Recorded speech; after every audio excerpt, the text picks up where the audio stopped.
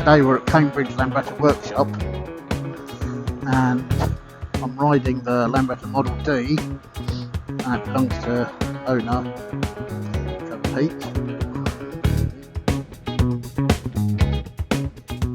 Trevor. It's a bike he uses regularly, and it's also a guinea pig for parts they're developing and parts they retail.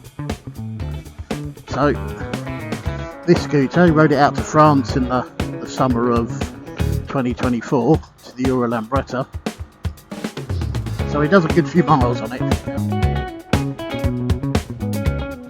It's fitted with a Gran Turismo aka GT kit specifically for the D and LD models. He has also used his own, or rather was Howard Chambers' crankshaft.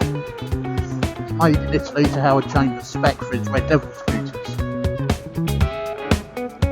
Just an incredible amount of acceleration compared to a normal D.